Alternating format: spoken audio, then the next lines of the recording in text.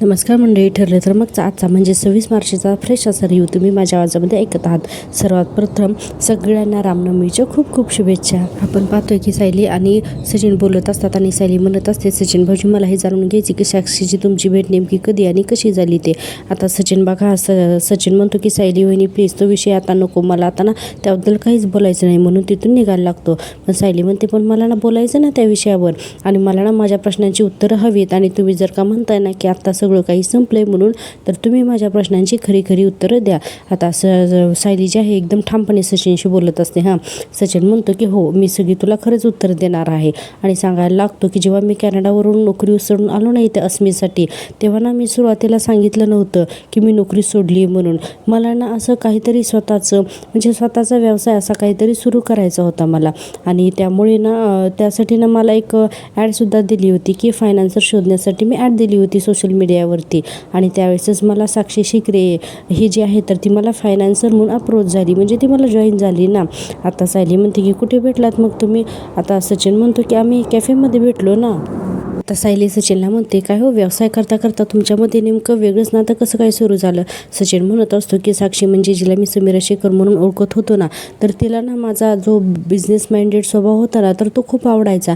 म्हणजे मी माझ्या सगळ्या आयडिया ना तिच्याशी डिस्कस करायचो आणि तिच्याशी बोलायचो. मग त्यावेळेस ना तिला हे सगळं आवडायचं नाही. म्हणजे मी अस्मिताची सुद्धा ना डिस्कस करण्याचा प्रयत्न करायचो, पण त्यावेळेस ती गरोदर होती ना आणि खूप चिडचिड करायची, माझं काही ऐकूनच घेत नव्हती. आणि म्हणून मग मी साक्षीबरोबर ना माझ्या भेटी वाढल्या आणि खूप काही डिस्कस करण्यासाठी भेटायला लागलो. आणि तिने ना कसं मला तिच्या जाळ्यामध्ये अडकून घेतलं ना ते मलाही समजलं नाही, असं सचिन अगदी खोटं बोलण्याचा केलवाना प्रयत्न करतो. आता पुढे बघा, सायली त्याला अनेक प्रश्न विचारायला लागते. सायली म्हणते काय हो, कसला बिझनेस करणार होतात तुम्ही. तर सचिन म्हणतो हे इम्पोर्ट एक्सपोर्ट करण्याचा बिझनेस करणार होतात. तर सायली म्हणते म्हणजे अच्छा, वस्तू एका देशातून दुसऱ्या देशात पाठवण्याचा व्यवसाय हाच ना. तर सचिन म्हणतो हो. आता सायली म्हणते की कोणत्या वस्तू. तर सचिन पुन्हा चापसतो आणि आता त्याला उत्तर देताना खूप मुश्किल होत असतं. सचिन म्हणतो ना ॲक्च्युली आम्ही तेच करणार होतो, पण नंतर आम्ही ठरवलं की इंटिरियर डिझायनर म्हणून आम्ही बिझनेस करणार होतो. आता सायली म्हणते अच्छा, म्हणजे अगोदर एक व्यवसाय ठरला, त्यासाठी गुंतवणूकदार मिळाला आणि मग व्यवसायच बदलला. आता सायली म्हणते अरे वा, पहिल्यांदाच ऐकलं मी असं सचिन भाऊजी. असे अनेक प्रश्न ही सायली विचारायला लागते. आता आपण पाहतोय अस्मिता आणि प्रियाचा सीन. ही प्रिया अस्मिताला म्हणत असते, अस्मिता मला ना खरंच तुझं खूप कौतुक वाटतं. अस्मिता म्हणते कशाबद्दल. तर प्रिया म्हणते अगं तू सचिनच्या पाठीमागे किती खंबीरपणे उभी आहेस बघ ना. सचिनशी ना घरातलं कुणीही नीट वागत नाही, पण तू जशी त्याला साथ देतेस ना, तर ते बघून असं वाटते की बायको असावी ना तर अशी. आता ही अस्मिता मनातल्या मनात म्हणते ही एकटीच आहे जी माझी साथ देते, पण ही खरं बोलते की खोटं, हिच्यावर विश्वास ठेवायचा की नाही काहीच कळत नाही बाबा. आणि म्हणते की जाऊ दे, न ठेवलेलाच बरा. आता प्रिया मनात म्हणते की तुम्हा दोघा बहीण भावामध्ये ही गोष्ट मात्र खास आहे म्हणजे अश्विन आणि तुमच्यामध्ये. आणि हा गुण आहे ना हा अश्विनमध्ये सुद्धा आहे. अश्विन बघ ना माझ्या सगळ्या चुका पोटात घातल्या गो त्यांनी. आणि म्हणते की आणि मी सुद्धा आधी केलेली चूक परत कधीच करणार नाही असं मी सुद्धा ना प्रॉमिस केले. आणि पुढे म्हणते की आणि माझी खात्री आहे सचिन सुद्धा ना परत तीच चूक करणार नाही. इतक्यात अस्मिता म्हणते तन्वी तुझा जरा मला आराम करायचे.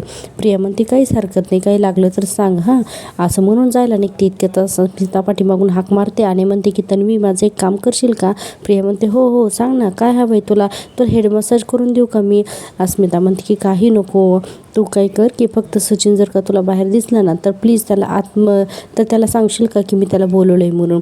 आणि पुढे म्हणते की हा निरोप मी घरच्यांपर्यंत कोणालाही सांगितला ना तर त्याला ते देणार पण नाहीत, म्हणून मी तुला सांगते ग, निदान तू तरी त्याच्याशी व्यवस्थित बोलशील ना.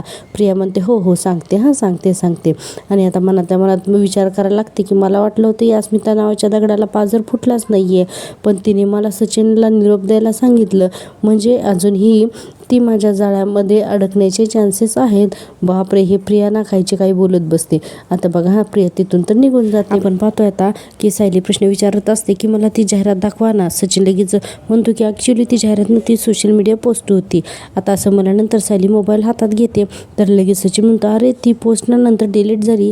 आता सायली तर हसायला लागते आणि म्हणते की नाही मी सोशल मीडिया फारसं वापरत नाही सचिन भाऊजी, पण कुठलीही पोस्ट अशी स्वतःच आपोआप डिलीट होत नाही एवढं मात्र मला नक्कीच कळतं. आता सचिनला अवघड जात असतं. सायली सायलीच्या प्रश्नांना उत्तरं देणं. सायली म्हणते मी ना यांना सांगते की तुमची सोशल मीडियावरूनची डिलीट झालेली पोस्ट बघायला, निदान त्यावरून तरी तुमचा व्यवसाय काय होता ते कळेल ना. आता बघा सचिनना प्रत्येक वेळेला उत्तर बदलत असतो. सचिन म्हणतो नाही आता आठवलं त्यावेळेस ना ती जाहिरात आहे ना म्हणजे ती पोस्ट मला फारशी उपयोगी नाही पडली म्हणून मी स्वतःच ती डिलीट केली. सायली म्हणते उपयोगी नाही पडली पण तुम्ही आता तर म्हणालात ना की तुमची तीच डिलीट झालेली जाहिरात बघून समीरा शेखरने म्हणजे साक्षी शिकरेने तुमच्याशी संपर्क साधला होता. सचिन म्हणतो हो ना ॲक्च्युली ना काय आहे ना की ती जी पोस्ट होती ना तर ती आमच्या एका कॉमन फ्रेंडने बघितली होती म्हणजे समीराच्या आणि माझ्या, आणि त्याने ओळख करून दिली माझी आणि समीराची. आता सायली म्हणत असते की बरं काय नाव त्या तुमच्या कॉमन फ्रेंडचं. आता सायलीची इतक्या प्रश्नांनी ना सचिन अक्षरशः हैराण झालेला असतो. त्याला ना आठवून उत्तरे द्यावी लागत असते कारण खोटं जर सांगायचं असेल ना तर नेहमी आठवावं लागतं. आता आपल्याला दाखवलेलं आहे की इकडे अर्जुनचं कालचं भांडण चालू असते ना तर ते पुन्हा भांडण कंटिन्यू दाखवलेलं आहे आणि अर्जुन त्या माणसाला सांगत असतो फोन खिशात ठेवायचा आणि बाईकला किक मारायचा आणि सरळ निघायचं. आता या दोघांची चांगली बाचाबाची चालू असते आणि चैतन्य त्या दोघांची भांडणं सोडवतो आणि त्या माणसाला सॉरी म्हणत असतो की शांत व्हा मी तुमची माफी मागतो प्लीज तुम्ही इथून निघा म्हणून. आणि आता अर्जुन त्या माणसाची वाद घालत असतो. सचिन म्हणतो अरे काय झालं काय चाललंय तुझं, का छोट्या छोट्या गोष्टींवरून इश्यू का करतोयस तू. अर्जुन म्हणतो तू का त्याला सॉरी म्हणाला, सॉरी चूक त्याची होती ना. चैतन्य म्हणतो हो सगळं सांगतो मी इथे येते म्हणून त्याला सावलीला उभा करतो आणि म्हणतो की एक काम कर तू ना दीर्घ श्वास घे मी आलोच आलो असं करून आता चैतन्य तिथे एक गोळा विकणारा माणूस असतो ना तर त्याच्याकडे जातो आणि बघा सचिन काय करतो अक्षरशः मोठा बर्फच घेऊन येतो आणि अर्जुन गाडीजवळ उभारलेला असतो तर त्याच्या डोक्यावरती आधी रुमाल ठेवतो आणि आता बर्फाचा खडा ठेवतो. अर्जुन ते बघायलाच लागतो ना आणि म्हणतो एक काढ हा काय पुरकटपणा लावलायस तू, हे काय. चैतन्य म्हणतो अरे मी सकाळपासून बघतोय तुझं डोकं ना भडकलेलं आहे आणि भडकलेल्या डोक्याला शांत करण्याचा हा एकमेव ऑप्शन आहे. आणि पुढे म्हणतो की या बर्फाचा थंडावा तुझ्या डोक्यामध्ये उतरला की मग मला शांतपणे सांग की काय झालंय म्हणून. सकाळपासून बघतोय मी की विनाकारण तू चिडचिड करतोयस. अरे चिडचिड करण्यापेक्षा ना माझ्याशी बोल, सांग काय झालंय ते, नाहीतर असाच भडकलेला राशील. आणि पुन्हा म्हणतो की हा बर्फ डोक्यावर ठेव. आता अर्जुन जोरात त्याच्यावर ओरडतो स्टॉप दिस नॉनसेन्स, आणि तुला काय सांगितलं ना तू माझ्यावरच भडकणार. काय ना की ते माझ्या बाजूने ना कोणीही कधीच बोलत नाही. सचिन म्हणतो अरे मी तुझ्याच बाजूने बोलतोय ना पण त्या अगोदर मला तुझी बाजू तर कळायला हवी. आता अर्जुन गप्पच बसतो. 2 मिनिटं सांगू का नको हा विचार करत असतो. इकडे पुन्हा आपल्याला सायली आणि सचिनचा सीन दाखवलेला आहे. सचिन म्हणतो की तो कॉमन फ्रेंड म्हणजे माझा मित्र असा नव्हता की तो सोशल मीडिया मॅनेजर होता तो. सायली म्हणते अच्छा म्हणजे तो मित्र तर नव्हता पण सोशल मीडिया मॅनेजर होता. अरे पण त्यांचं नाव तरी असेल ना काहीतरी. सचिन म्हणतो सायली वहिनी तुम्ही माझ्याशी का उलट तपासणी घेताय. सायली म्हणते तुम्हाला असं वाटतंय की मी उलट तपासणी घेते पण तुमची ना सगळी उत्तरं खोटी आहेत. मुळात तुमची साक्षी शिकरेची भेट कोणतीही जाहिरात किंवा व्यवसायासाठी झालेलीच नव्हती. तुमचे ना आधीपासूनचे संबंध होते. आणि पुढे सायली म्हणते की तुम्ही काल जे काय बोललात ना की साक्षीने मला डांबून वगैरे ठेवलं होतं तर तेही सगळं खोटं होतं. ही ना माझी खात्री आहे. आणि म्हणते की मुळात साक्षीने तुम्हाला जाळ्यात अडकवलेलंच नाही आहे, तुम्ही ते जाणून बुजून केलेलं आहे असंही सायली सांगत असते आणि सचिनच्या चेहऱ्यावरचा रंगच उडालेला नसतो. सचिन म्हणतो हे बघा असं काही नाही आहे. सायली म्हणते हे असंच आहे आणि तुम्ही ना सतत खोटी उत्तरं देत आहे. आणि पुढे म्हणते ही जी तुमची गडबड उडाली ना त्यातून हे मला स्पष्ट दिसतंय. तुम्ही सतत तुमची उत्तरं बदलली ना हे त्यातून सुद्धा दिसतं आणि सगळ्यात महत्त्वाचं म्हणजे तुमच्या डोळ्यातून मला दिसते की हे सगळं खोटं आहे म्हणून. आता सचिन अक्षरशः चाटच पडतो. आता बघा पुढे सायली म्हणते की अस्मिताताई तुमच्या बाजूने आहेत म्हणून आमचे हात दगडाखाली आहे सचिन भाऊजी, पण आज तुम्हाला मी ना एक प्रॉमिसच करून सांगते. असा एक दिवस नक्की येईल जेव्हा मी तुमचा खरा चेहरा सगळ्यांच्या समोर आणीन. सायलीने आज चांगलीच धमकी दिली सचिनला. सायली म्हणते मी तुम्हाला अस्मिताताईच आणि बाळाचं आयुष्य उद्ध्वस्त करू देणार नाही, शब्द हा माझा लक्षात ठेवा. आता असं म्हणते आणि आता पुन्हा आपल्याला दाखवलंय चैतन्याचा सीन. चैतन्य म्हणत असतो नक्की कशामुळे रेसलेस झालायस तू. अर्जुन म्हणतो सायलीमुळे. ती म्हणाली की मला की मी जर का तिच्यापासून एखादी महत्त्वाची गोष्ट लपवून ठेवली आणि ज्या क्षणी मला ती गोष्ट कळेल त्या क्षणी ना मी नातं तोडून टाकेन. चैतन्य म्हणतो काय. ती म्हणाली की नातं संपेल असं म्हणाली सायली वहिनी. अर्जुन म्हणतो हो. चैतन्य म्हणतो हे बघ नाही मला ना एक्झॅक्टली काय घडलं ना ते सांग.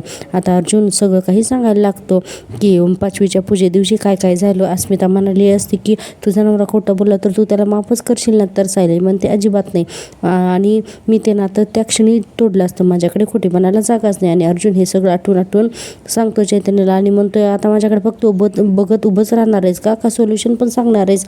चैतन्य म्हणतो तुला सोल्युशन हवं आहे तेही माझ्याकडून.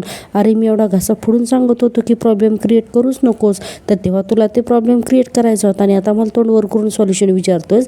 काय माझ्याकडे काय बघतोयस अर्जुन? माझ्यावर काय चिडतोयस? अर्जुन म्हणतो की हेच मी तुला सांगत होतं ना आतापर्यंत, तर तू मला ब्लेम करणार आहेस म्हणून मी तुला काहीही सांगत नव्हतो, गप्प बसलेलो होतो. चैतन्य आता हसायला लागतो. आता अर्जुन म्हणतो हे बघ हसून ना आता आणखीन माझं डोकं ना चिडवू नकोस.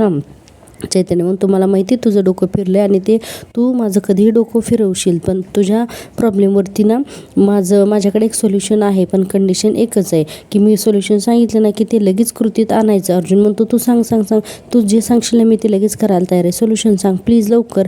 आता चैतन्य म्हणतो हो सांगतो. तो आत्ताच्या आत्ता सायली बहिणीकडे जायचं आणि तिला जे काही घडलं ते काही सगळं खरं सांगून टाकायचं. आणि कसं तुला साक्षीबद्दल कळलं, मग तू कसं ते महिपतशी डील केलं आणि मग महिपतने नागराज विरोधात साक्षी दिली, हे सगळंच्या सगळं तू सांगायचं. अर्जुन म्हणतो वा बेस्ट, म्हणजे मी तुला माझा प्रॉब्लेम सॉल्व्ह करायला सांगितला होता तर तू डबल करतोस तो प्रॉब्लेम. चैतन्य ओरडतो त्याच्या अंगावर, म्हणतो अरे सायली बहिणीला सगळं खरं सांगितलं तर प्रॉब्लेम डबल कसा होईल? अर्जुन म्हणतो तुला काय वाटलं की माझ्या बायकोला सगळं सांगितलं ती काही शांतपणे ऐकून घेईल का आणि असं म्हणेल का की ओ आय सी म्हणून तुम्ही हे सगळं लपवून ठेवलं होतं का माझ्यापासून? काही हरकत नाही माझी काही हरकत नाही असं बोलेल का ती? अरे ती नुसत्या नजरेने सुद्धा माझे तुकडे करेल आणि तिला जर काही सगळं खरं कळलं ना तर आमचं नातं संपेल ना रे. आणि आता चैतन्य समजवण्याचा प्रयत्न करतो, पण अर्जुन म्हणतो जाऊ दे, कोणतंही सोल्युशन देण्याचा प्रयत्न करू नकोस, जाऊ दे, मला ना माझे प्रयत्न करायला हवेत आणि मला काहीतरी करायला पाहिजे ना तर ती मी शोधतो माझं सोल्युशन शोधतो, असं आता अर्जुन चैतन्याला म्हणतो. आणि आता आपण पाहतो इकडे दुसरा सीन, तो म्हणजे सायलीचा. आता ही सायली त्या फॅशन डिझायनिंगच्या खऱ्या कॉलेजमध्ये फोन करते. आता ते सर फोन उचलतात आणि त्यावेळेस सायली त्यांना सांगते की मला ना तुमच्या एका विद्यार्थिनीची माहिती हवी होती, तिचं नाव ना तन्वी किल्लेदार आहे आणि तिचा रोल नंबर ना 4422 असा आहे, तर ती मागच्या वर्षीपर्यंत तुमच्याच कॉलेजमध्ये होती का, ही माहिती मला हवी होती.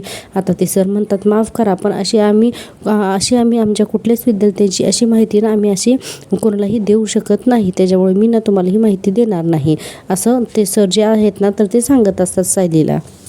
आता सायली पुढे म्हणते नाही मला मान्य आहे की तुम्ही अशी माहिती देऊ शकत नाही, पण ती मुलगी असं सांगते की ती तुमच्याच कॉलेजची विद्यार्थी होती आणि तुमच्या वेबसाईटवरती सुद्धा मी जाऊन पाहिलं तर तिच्या विद्यार्थ्यांच्या यादीमध्ये तिचं नाव कुठेच दिसलं नाही आणि म्हणून मला असं वाटलं की ती तुमच्या कॉलेजचं नाव चुकीच्या पद्धतीने वापरून स्वतःचा फायदा करून घेते. ते सर म्हणतात हो का, मग जरा थांबा मी माझ्या सिस्टीममध्ये चेक करतो आणि मी तुम्हाला सांगतो. आता सायली म्हणते की बरं, म्हणून आता ते सर जे आहेत तर ते बराच वेळ घेतात, सगळी सिस्टीम चेक करतात आणि नंतर सायलीला सांगतात. इकडे आपण पाहतोय कल्पना ताई प्रियाला म्हणत असतात की तन्वी जागं जरा सायलीला बोलवून घेऊन ये. तर प्रिया म्हणते मी, तर ती म्हणतात हो मग काय मी जाऊ का? तर प्रिया म्हणते नाही मी जाते मी जाते असं म्हणून आता ही प्रिया सायलीच्या रूममध्ये वरती यायला लागलेली असते आणि ही सायली तर त्या कॉलेजच्या सरांशी बोलत असते. आता बघा तर सर थोडा वेळ घेतात आणि म्हणतात हे बघा मॅडम मी फक्त 1 वर्ष नाही तर मागच्या 3 वर्षाची लिस्ट चेक केली, पण तन्वी किल्लेदार या नावाची एकही मुलगी आमच्या कॉलेजमध्ये कधीच नव्हती, असं आता ते सर सांगतात. सायलीला तर शॉकच बसतो. सायली म्हणते की बरं मग तिच्याकडे तुमच्या कॉलेजचं ओळखपत्र कसं काय आलं? आता आणि म्हणते की आणि त्याच्यावरती 4422 हा रोल नंबर आहे. आता ते सर म्हणतात हे बघा तो रोल नंबरसुद्धा मी चेक केला, पण तो गार्गी देशपांडे नावाच्या मुलीचा आहे. आणि इकडे ही प्रिया पायऱ्या चढून वरती येत असते, हे आपल्याला थोडा सीन दाखवलेला आहे. सायली म्हणते पण मग तिच्याकडे तुमच्या कॉलेजचं ओळखपत्र कसं काय असेल? ते सर म्हणतात मला ना हे सगळं विचित्र वाटतंय, मी ना तुमचा एक माझा नंबर देतो, तुम्ही त्या नंबरवरती तो ID कार्डचा फोटो पाठवू शकाल का? तर सायली म्हणते हो पाठवते ना. म्हणून आता सायली त्या सरांचा नंबर घेते आणि त्या सरांच्या मोबाईलवरती हे प्रियाचं जे फोटो कार्ड असतं ना ID कार्ड, तर ते त्याचा फोटो पाठवून देते. आणि इकडे आपल्याला प्रिया जिना चढताना असं दाखवलेलं आहे थोडे सीन. आता ह्या सायलीने ते ID कार्ड जे आहे तर त्याचा फोटो त्या सरांना पाठवलेला असतो मोबाईलवरती आणि ते बघितल्यानंतर ते सर म्हणतात की नाही मॅडम आमच्या कॉलेजचं ID कार्ड तर खूप वेगळं आहे, हे ID कार्ड मला ना फेक वाटतंय, असं ते सांगतात. आणि इतक्यातच दरवाजा उघडून ही प्रिया येते ना आणि म्हणते की सायली. आता सायली पटकन फोनवर म्हणते की जर 1 मिनिट सर म्हणून. प्रिया म्हणते अगं ते आई तुला ना खाली जेवायला बोलवते. सायली म्हणते ठीक आहे हो पुढे तू मी येतेच. प्रिया म्हणते कुठल्या महत्त्वाच्या कॉलवरती होतेस का? तर प्रिया म्हणते मग सायली म्हणते जातेस ना, आई वाट बघत असतील. प्रिया म्हणते हो जाते ना जाते असं करते आणि प्रिया जाते. आता बघा सायली प्रियाला पूर्ण रूमच्या बाहेर पाठवते आणि दरवाजा बंद करून घेते आणि नंतर मग म्हणते की नशीब घेणे बोलणं ऐकलं नाही, असं म्हणून पुन्हा आता आता म्हणते की संशय तर नाही ना आला हिला, बरं झालं ते. आणि आता त्या सरांशी पुन्हा बोलायला लागते आणि म्हणते की हॅलो सर, मला असं विचारायचं आहे की तुम्ही मला खात्रीने असं सांगू शकाल का की हे ओळखपत्र खोटं आहे म्हणून. ते सर म्हणतात हो अहो ते ID कार्डवरती आमच्या कॉलेजचा शिक्काच नाही आहे. आणि ही गोष्ट आता सायलीला क्लिक होते. ते सर म्हणतात आणि तुम्ही जर का नीट बघितलं ना तर तुम्हाला कळेल की ID कार्ड फेक आहे म्हणून. सायली म्हणते तुम्ही मला लिहून देऊ शकतात का ही विद्यार्थी तुमच्या कॉलेजची विद्यार्थी नाहीच आहे ही मुलगी म्हणून, आणि तिने कधीच तुमच्या कॉलेजला ॲडमिशन घेतलं नाही म्हणून. ते सर म्हणतात हो का नाही, शेवटी आमच्या कॉलेजच्या रेप्युटेशनचा प्रश्न आहे ना. कुणीतरी चुकीच्या पद्धतीने आमच्या कॉलेजचा वापर करत असेल ना तर त्याला उघडकीस आणण्यासाठी आम्ही नक्कीच मदत करू. मी आजच तुम्हाला ते लेटर पाठवून देतो. तुम्ही फक्त कुठल्या ॲड्रेसवर पाठवायचं तो ॲड्रेस माझ्या नंबरवरती पाठवून द्या. सायली म्हणते हो हो आभारी आहे. सानी म्हणते की फक्त त्याची एक कॉपी माझ्या मोबाईलवरती पाठवून द्या. आता सायली म्हणते की ठीक आहे सर थँक्यू म्हणून फोन ठेवते आणि म्हणते की तुझे पापं कधीही उघडकीस येणार नाहीत असं वाटत होतं ना प्रिया तुला, पण आता सगळ्याचा हिशोब लागतोय. तुझी सगळ्या बाजून आम्ही अशी काही कोंडी करू ना की तुला ना काही कळणारच नाही, फक्त ना तू बघत राहा असं सायली आता ठामपणे बोलते. आणि आता आपण पाहतो की पुन्हा रात्र झालेली असते आणि सुभेदारांच्या घरातला सीन. हा सचिन बाळाला मांडीवरती घेऊन त्याच्याशी बोलत असतो आणि म्हणत असतात की आता तुझे बाबा आलेत ना, आता बाबा तुझ्याशी खेळणार, तुझ्याशी गप्पा मारणार आणि तुझ्याशी ना तुझ्यासाठी ना छान छान खेळणी आणणार असा म्हणतो. आणि उगीचच ना ड्रामा करायला सुरुवात करतो. तोंड काय घाण करतो, रडवीला काय होतो. आता अस्मिता लगेच त्याच्याकडे बघते ना आणि म्हणते की सचिन अरे काय झालं तुला, अचानक काय झालं सचिन तुला. आणि बघा आता हा सचिन ना त्याच्या स्टोऱ्या रचायला सुरुवात करतो. लगेचच म्हणतो की मी किती दुर्दैवी बाप आहे ग मी असा म्हणायला लागतो. आणि म्हणतो की मी माझ्या बाळासाठी हे करीन ते करीन, हे फक्त ना मी बोलू शकतोय पण प्रत्यक्षात साधं एक खेळणं सुद्धा मी माझ्यासाठी आणू शकत नाही आहे ग. सचिन म्हणत असतो की मी किती दुर्दैवी बाप आहे ग, मी फक्त म्हणा माझ्या बाळासाठी फक्त हे करीन ते करीन असं ना फक्त बोलू शकतो पण एक साधं खेळणी आणू शकत नाही ग असा हा सचिन म्हणत असतो. आणि पुढे म्हणतो की या लोनने मला इतकं वाकवलंय ना की बस. आणि पुढे म्हणतो की ते फिरता फिरता माझी नाकी नऊ येत आहेत. आता अस्मिता म्हणते की हे बघ सचिन कॅनडामध्ये तुझे बँक अकाउंट फ्रीज झालेत ना की सगळे काही प्रॉब्लेम संपतील ना तुझे. सचिन म्हणतो की हो अगं पण ते अकाउंट मला वाटलं होतं की 2-3 महिन्यात फ्री होतील म्हणून, पण ते झालेच नाहीत ना, पण ते आता ना सतत पुढे पुढेच जात आहे. आणि म्हणतो की आणि आता परिस्थिती इतकी वाईट झाली ना की ती लोन फेडेपर्यंत माझ्या आईबाबांना सुद्धा मी भेटू शकत नाही. अस्मिता म्हणते अरे आईबाबांना का नाही भेटू शकत, त्यांचा का नाही काय संबंध आहे.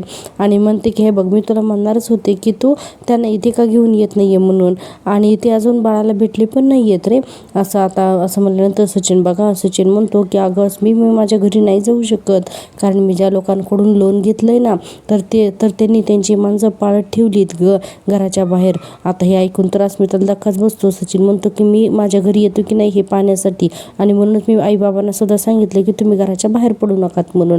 बापरे इतक्या थापा मारत असतो ना हा सचिन आणि म्हणत असतो की मी किती बाप आहे, मी किती वाईट नवरा आहे आणि किती वाईट मुलगा आहे, मी ना पूर्णपणे वाईट आहे असं सचिन त्या अस्मिताच्या समोर सांगत असतो. आणि आपण पाहतोय सचिन थोबाडीत मारून घेतो स्वतःच्याच आणि म्हणतो की तुला लाज वाटली पाहिजे, तुला सचिन लाज वाटली पाहिजे म्हणून स्वतःशीच बडबड करून थोबाडीत मारून घेतो. अस्मिता म्हणत असते अरे हे काय करतोयस तू सचिन. सचिन म्हणतो एक बाप त्याच्या मुलासाठी एक खेळणं घेऊ शकत नाही, हे एका बापाचं दुःख तुला नाही कळू शकत अस्मिता. अस्मिता म्हणते अरे पण मी तुला क्रेडिट कार्ड दिलंय ना, त्यावरून तुला हवा तेवढा खर्च कर, मी तुला विचारायला सुद्धा येणार नाही की तू ते पैसे काय केले म्हणून. सचिन म्हणतो अगं तो पण सगळा माझाच मूर्खपणा झाला, त्या साक्षी शिकरेला कळलं की तू मला तुझं क्रेडिट कार्ड दिलंस तर तिने ते क्रेडिट कार्ड कापून फेकून दिलं. तर अस्मिता म्हणते काय, आणि असा विचार करते. आता सचिन म्हणतो हे सगळं तुला सांगण्यासाठी ना मला ना आता खरंच खूप ऑकवर्ड होतं आहे ग असं सचिन म्हणत असतं. आणि पुढे म्हणतो की मला वाटलं की हे सगळं तुला कसं सांगू अगं पण, आणि मला ना खरंच खूप वाईट वाटते असं हा सचिन थापा मारत असतो अस्मिताच्या समोर. आता आपण पाहतोय अर्जुन आणि सायली या दोघांचा सीन. अर्जुनना डोक्याला हात लावून बसलेला असतो. आता सायली म्हणते अस्मिता ताईंचं ना खूपच तुम्ही टेन्शन घेतलं आहे म्हणून ना तुमचं असं डोकं जड झालं, आणि म्हणते की 2 मिनिट मी आलेच असं म्हणून सायली आता तेलाची वाटी घ्यायला जाते आणि म्हणते की तुम्ही खाली बसा बघू बरं. अर्जुन म्हणत असतो अगं पण, सायली म्हणते अगं बसा ना पटकन म्हणून. आता ती त्या अर्जुनच्या डोक्याला ना तेल मालिश करून देत असते. आता अर्जुन खाली बसतो आणि सायली त्याच्या डोक्याला ना तेल चोळून देत असते. आता तेल चोळत असताना बघा सायली म्हणते की आपल्या बहिणीशी सतत भांडणारा भाऊ तिच्याशी ना सतत घालून पाडून बोलणारा भाऊ आणि जेव्हा तिला चिडवणारा भाऊ, तिची सतत मस्करी करणारा भाऊ, बहिणीच्या आयुष्यात काहीतरी गंभीर घडतं हे कळल्यानंतर इतका हळवा होऊ शकतो ना, हे मी पहिल्यांदाच पाहते. आता अर्जुन म्हणतो, मी अस्मिता ताईला ना नेहमी मस्करीमध्ये बिंडोक म्हणायचो, पण ती आता तर ना खरंच बिंडोकासारखी वागते, असं अर्जुन म्हणत असतो. आणि पुढे म्हणतो की सचिन नाटक करतो हे सगळ्यांना दिसते, पण मग हे सगळं तिला का नाही दिसत आहे. सायली म्हणते की आपल्या नवऱ्याचा बाहेर खालीपणा स्वीकारणं हे कुठल्याही बाईसाठी खरंच खूप अवघड असतो.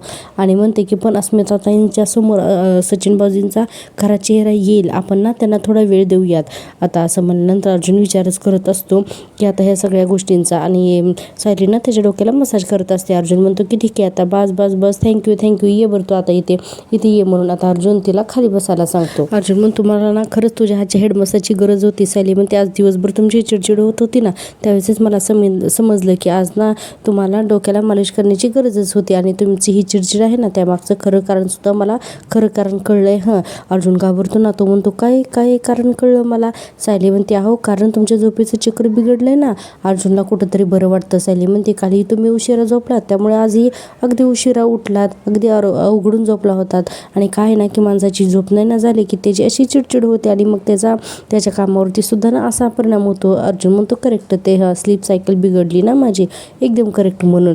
आणि आता सायली पुढे म्हणते की बरं मला एक गोष्ट सांगा की आज त्या वंदना जाधवबद्दल तुम्हाला काही कळलं का. अर्जुन म्हणतो, अरे काय झालं ना की जो पत्ता आपल्याला मिळाला होता ना, तर त्या ऑफिसमध्ये आम्ही गेलो होतो, पण तिथे ना वंदना जाधव आता काम करत नाही, म्हणजे बरीच वर्ष झाली तिने ते काम सोडले, आणि तिकडच्या कोणत्याही माणसासोबत तिचा काहीच कॉन्टॅक्ट नाही आहे.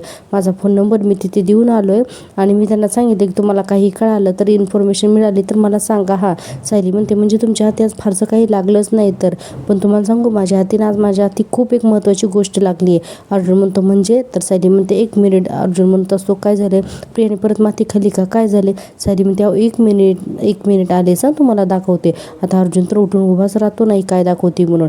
आता सायली येते आणि आता मोबाईलमधलं ते कार्ड जे असतं ना, म्हणजे प्रियाचं आयडेंटिटी कार्ड, ते दाखवते. अर्जुन म्हणते, हे काय. तर सायली म्हणते, प्रियाचं कॉलेजमधलं ओळखपत्र. अर्जुन म्हणतो, अरे हे तर कॉलेजमधलं तिचं आयडेंटिटी कार्ड आहे. प्रियाचे प्रोफेसर ना तिला शिकवताना स्वतःच हँग झाले असतील. सायली म्हणते, नाही तिकडच्या शिक्षकांना काहीच धोका नाही आहे. अर्जुनला कळतच नाही. अर्जुन म्हणतो, काय. तर सायली म्हणते, मुळात प्रिया या कॉलेजला कधी गेलेलीच नाही आहे. बापरे. अर्जुनला तर शॉकच बसतो. अर्जुन म्हणतो की काय. सायली म्हणते, हो ना, आज मी फोन केला होता तिथल्या सरांना, आणि ते सर म्हणाले की अशी विद्यार्थी मागच्या वर्षी नाही तर मागील 3 वर्षामध्ये अशी विद्यार्थी आमच्या कॉलेजमध्ये नव्हती, आणि हे आयडेंटिटी कार्ड जे आहे ना तर ते फेक आहे असं मला वाटते. आणि असं म्हणल्यानंतर ते म्हणालेले असतात की मी लिहूनसुद्धा देतो की ही विद्यार्थी आमची नाही म्हणून. आणि हे सगळं आठवून सायली अर्जुनला सांगते. अर्जुन म्हणतो, म्हणजे प्रियाने फॅशन डिझायनिंग कॉलेजमध्ये कधी ॲडमिशन घेतलंच नव्हतं, ती सिनियरशी खोटं बोलत आली आहे. सायली म्हणते, हो, आणि फीच्या नावाखाली त्यांच्याकडून परत पैसे उकळत राहिली आहे. आता अर्जुन म्हणतो, अरे पण या सगळ्याची फी काही कमी नसेलच, आणि म्हणजे तिने सिनियरकडून हजारो रुपये घेतले. अरे बापरे, ही मुलगी जन्माला आल्यापासून कधी खरं बोलली की नाही. सायली म्हणते, जी मुलगी स्वतःच्या जन्मदात्याला त्यांना आई बाबा मानत नाही, तिच्याकडून खरं बोलण्याची काय अपेक्षा करणार आपण. आता अर्जुन म्हणतो, बायको तुला ना खरंच खूप मोठा ब्रेक थ्रू मिळाला आहे. त्या सरांना तुझे लेटर मागितलं होतं तर ते आलं आहे का. सायली म्हणते, अजून तर नाही आलं, पण माझी खात्री आहे ते पाठवतील म्हणून. आणि आपण पाहतोय की आता अर्जुनसाठी हा खरंच एक मोठा शॉक असतो. इकडे आपण पुन्हा पाहतोय की सीन अस्मिता आणि सचिनचा. आता ही अस्मिता काय करते की हा सचिन रडत असतो तर त्याच्याजवळ येते आणि म्हणते, हे बघ, खड्ड्यात जाऊ देते क्रेडिट कार्ड, आणि हे घे माझं डेबिट कार्ड, आणि मग ते सेव्हिंग अकाउंटमधून तुला जेवढे पैसे लागतील ना तेवढे आहेत, आणि ते तू खर्च करू शकतोस. आणि पुढे म्हणते की हां, मी डॅडला अजून ना यामध्ये पैसे टाकायला सांगते, पण प्लीज तू ना स्वतःला दोष देणं बंद कर, हे घे, असं अस्मिता म्हणत असते. आता सचिन नक्कीच नाटक करून म्हणतो की नाही अस्मिता, अगं असं नको, मी ना ऑलरेडी तुझं क्रेडिट कार्ड वाया घालवलं आहे, आणि आता हे डेबिट कार्ड घेऊन मी काय करू, आता नको मला हे. आणि लगेच अस्मिता म्हणते, अरे राहू दे, हे तुझ्याकडे धर बरं, तुला ATMमधून कॅशसुद्धा काढता येईल, ठेव, असं म्हणते. आणि आता हा सचिन मनातल्या मनात तर खूप खुश होतो. आता त्याकडे बघायला लागतो. आता अस्मिता पण आनंदी असते ना त्याच्यासोबत. आता लगेच बघा हा सचिन तिचा हातात घेतो आणि लगेच म्हणत असतो की आय लव्ह यू अस्मी म्हणून, असं तिला जवळ घेतो. आता अस्मिता पण अगदी आनंदाने त्याच्या जवळ जाते. तर हा सचिन मनातल्या मनात म्हणतो, ही अस्मिता एवढी मूर्ख आहे ना, एक नंबरची किब्बाज. एवढं सगळं होऊन सुद्धा ही माझीच बाजू घेते म्हणून, आणि म्हणतो की बिंदास माझं ते ATM कार्डसुद्धा देते. आणि त्या साक्षीकडे 10 लाख रुपये मागितले तर तिने 5 लाख देऊन तिने 5 लाख रुपये अडकून ठेवते. अरे आता तर मला या साक्षीसारख्या हुशार मुलीची नाही तर अस्मितासारख्या मठ्ठ मुलीचीच गरज आहे, असा हा सचिन म्हणत असतो. आता आपण पाहतोय पुढे अर्जुन आणि सायलीचा सीन. आता अर्जुनला ना फोन येतो. सायली म्हणते कोणाचा आहे, तर तो म्हणतो अननोन नंबरवरून फोन आहे. आता अर्जुन फोन उचलतो आणि म्हणतो की हो ओळखलं मी तुम्हाला. आणि आता तो माणूस वंदना जाधवचा खरा जो ॲड्रेस आहे ना तर तो सांगतो. अर्जुन म्हणत असतो वा दॅट्स ग्रेट, तुम्ही ना मला नंबर पाठवा. हो, आणि तुमची ना खरंच खूप मदत झाली, थँक्यू सो मच असं अर्जुन म्हणतो आणि फोन ठेवून टाकतो. सायली म्हणत असते काय झालं, तर अर्जुन म्हणतो आम्ही वंदना जाधवच्या जुन्या ऑफिसमध्ये गेलो होतो ना, तिकडच्याच माणसाचा फोन होता आणि त्यांना ना वंदना जाधवचा आत्ताचा नंबर मिळालाय. सायली म्हणते म्हणजे आता आपल्याला वंदना जाधवशी बोलता येईल. अर्जुन म्हणतो येस, आणि म्हणतो हे बघ आलाच हा नंबर म्हणून. आणि पुढे विचार करतो एका अननोन पुरुषाशी बोलायला ना ती जरा बिचकेल, पण तिने जर का एका बाईचा आवाज ऐकला तर ती मोकळेपणाने सगळं काही सांगू शकते असं अर्जुन म्हणतो. आणि म्हणतो की एक काम करतो की मी तिला फोन लावतो आणि मग तूच बोल हां तिच्याशी, असं म्हणून सचिन आता अर्जुन फोन लावून देतो. आणि अस्मिता आता त्या वंदना जाधवशी फोनवरती बोलते आणि म्हणते की हॅलो वंदना जाधव बोलतायत ना. ती म्हणते की हो कोण बोलतंय, तर सायली म्हणते की मी सायली सुभेदार बोलते, मला ना तुमच्याशी बबली लोखंडेबद्दल थोडं बोलायचं होतं. ती बाई संतापते ना, ती म्हणते बबली लोखंडे, आणि सायली म्हणते की हो तुम्ही तिला गेली 22-23 वर्ष झालं ओळखताय हो ना. ती विचारते की तुम्हाला कसं माहिती की माझा आणि तिचा संबंध आहे ते. सायली पुढे म्हणते की हे बघा आम्हाला असं समजलं की याच बबलीमुळे ना तुमच्या मुलाचं खूप मोठं नुकसान झालं आहे म्हणून. तो लहान असताना त्याला बबलीने मारलं होतं आणि त्यामुळे त्याच्या पायाची हालचाल बंद झाली होती. तर हे सगळं खरं आहे का. वंदना जाधव म्हणते की हे सगळं 100% खरं आहेत.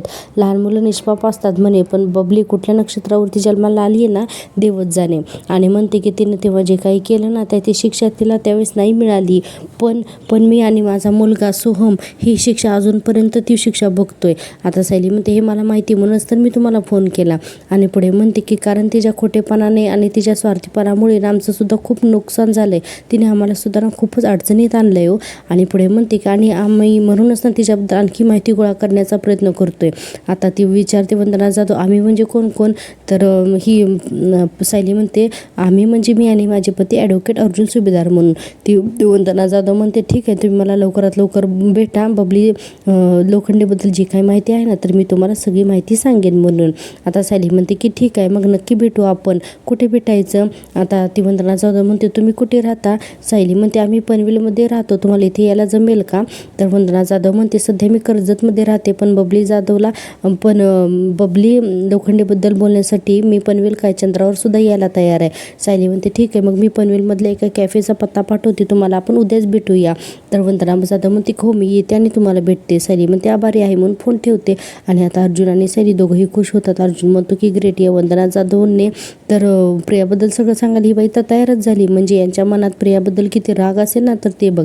सायली म्हणते हो ना, त्यांच्या मनातला राग त्यांच्या बोलण्यामध्ये स्पष्ट दिसत होता, पण आता आपण प्रिया तन्वी नाही आहे हे सिद्ध करण्याच्या एक पाऊल जवळ पोचलो आहे आपण अगदी, असंही सायली म्हणत असते अर्जुनला. आणि अर्जुनला सुद्धा हे सगळं पटत असताना आता सायली पुढे म्हणत असते की मला तर असं झालं आहे ना की आणि सायली काही बोलणार इतक्यातच सायलीला सुद्धा एक मेसेज येतो आणि म्हणते की हे बघा चांगल्या गोष्टी घडायला लागल्या ना की सगळ्या अशा एकत्रच घडतात. अर्जुन म्हणतो की म्हणजे, तर सायली म्हणते अहो त्या कॉलेजमधल्या सरांनी ना मला एक मेसेज केला नाही, म्हणजे पत्रच पाठवले आणि या पत्रामध्ये स्पष्ट लिहिलं आहे की तन्वी केलेदार नावाची कोणीही व्यक्ती त्यांच्या कॉलेजला कधीच विद्यार्थिनी म्हणून नव्हती. अर्जुन म्हणतो काय बघू म्हणून. आता अर्जुनसुद्धा ते लेटर बघतो आणि म्हणतो अरे हे तर त्यांनी त्यांच्या HS फॅशन डिझायनिंग कॉलेजच्या लेटरहेडवरती दिले त्यांनी, म्हणजे हे आपल्याला कोर्टात सुद्धा वापरता येईल.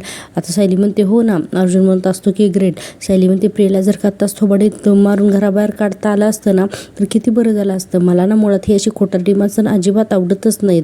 आणि म्हणते की खोटारडा माणूस आहे ना एक खोटं लपवण्यासाठी 100 वेळा खोटं बोलतो, असं सायली सांगत असते. आणि अर्जुनला वाईट वाटत असतं कारण त्याच्या मनात पाप असतं ना, म्हणजे पाप म्हणजे असंच त्याने इझिली लपवलेलं असतं ना सायलीपासून, आणि त्याच्यामुळे त्याच्या मनात मनात मध्ये ती भीती असते. आता सायली पुढे म्हणत असते की एक चूक लपवण्यासाठी 100 वेळा खोटं बोलावं लागतं आणि अशा माणसांना माफी नाही.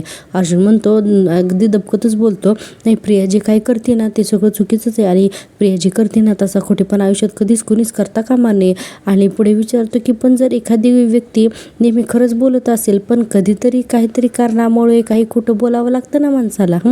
तर सायली म्हणते, हे बघा तुमच्या अशिलांसाठी काढताना तशा पळवाटा इथे काढू नका, इथे त्या चालणार नाहीत. सायली जोरातच बोलते ना आणि पुढे म्हणते, मुळात खरं बोलणाऱ्या माणसाला ना खोटेपणाचा आधार कधीच लागत नाही आणि खोटं बोलणं हा गुन्हा आहे आणि त्या खोट्या माणसाला ना माझा तिरस्कार सहन करावाच लागेल. मी कधीच माफ करत नाही याच्या खोटं बोलणाऱ्या माणसाला.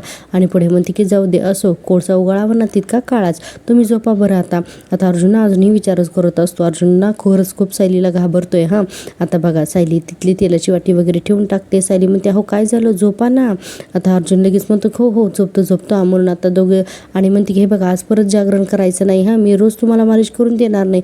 अर्जुन म्हणतो की नाही हो झोपतो म्हणून आता अर्जुन बेडवरती जातो. आणि बघा पुन्हा प्रश्न विचारायला लागतो सायलीला. अर्जुन आता सायलीला म्हणतो, प्रियाबद्दल सगळ्यांच्या मनात राग आहेच पण समज. हे बघ एक्झाम्पल म्हणून तुझ्या एखाद्या जवळच्या व्यक्तीने म्हणजे मम्माचं उदाहरण घे ना, इट्स एक्झाम्पल. मम्माने काहीतरी तुझ्यापासून लपवलं तर तू मम्मासोबत सुद्धा नातं तोडून टाकशील. सायली म्हणते, हे बघा मुळात तुम्ही उदाहरण देण्यासाठी सुद्धा आईंचं किंवा इतर कुणाचंही आपल्या घरातल्या लोकांचं उदाहरण घेऊच नका, कारण आपल्या घरात प्रिया सोडलं तर इतर कुणीही खोटं नाही आहे आणि मुळात खोटारडा माणूस कधीच ना कुणाचाही होऊ शकत नाही. त्याची सगळी नाती ही ना बेगडी असतात असं सायली म्हणते. आणि आता सायली झोपी जाते. पण अर्जुनलाच्या डोक्यातून अजून काही जातच नाही. बापरे, बघितलं का प्रेक्षकांना, एकदा जर काही एखादी गोष्ट आपण खोटी बोलली तर ती आपल्या डोक्यामध्ये कशी सतत दरवळत राहते ती.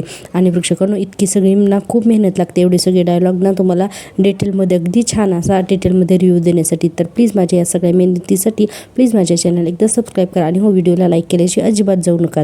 आता आपण पाहतो की ठरलं तर मग आजचा भाग इथेच संपतो आणि आपण उद्याच्या भागामध्ये पाहणार आहोत की ती वंदना जाधव प्रिया आणि सायली आणि अर्जुनला भेटायला येते आणि म्हणते की तिने माझ्या मुलाचं आयुष्य कसं उद्ध्वस्त केलं सगळं आठवून सांगते आणि म्हणते की बबलीमुळे माझ्या मुलाला इजा झाली आणि माझा मुलगा आयुष्यभरासाठी चालू शकणार नाही. अर्जुनलाच ती बाई सांगते की बबलीच्या खांद्यावरती ना भाजल्याचा निशाण आहे म्हणून. आता अर्जुन म्हणतो, म्हणजे ती निशाण अजूनही असेल ना. आणि इकडे प्रिया म्हणत असते, म्हणजे अर्जुन सायली सदानी मैनाकडे तर जाणार नाहीत आणि आता शांता पण वेल सोडून गेली असं तो संतोष म्हणत होता. मग अर्जुन सायली कुठे गेले असतील. आणि अर्जुन त्या वंदना जाधवला म्हणतात की आज तुम्ही जे काही आम्हाला सांगितले ते तुम्ही सगळ्यांना सांगू शकाल. तर वंदना जाधव म्हणते की तिला पापाची शिक्षा देण्यासाठी मी वाटेल ते करू शकते. आणि आता असं बहुतेक माझा अंदाज आहे की वंदना जाधवनं कोर्टात सुद्धा बबली विरुद्ध साक्ष द्यायला तयार होणार आहे. तर हे सगळं उद्याच्या ठरलं तर मगच्या भागामध्ये आपण पाहणार आहोत. तर प्रेक्षकांनो प्लीज तुम्हाला जर का माझा रिव्ह्यू दिलेला आवडत असेल तर प्लीज कमेंट करा आणि चॅनलला नक्की सबस्क्राईब करा आणि लाईक सुद्धा करा. भेटूया उद्याच्या भागात. तोपर्यंत टेक केअर, बाय.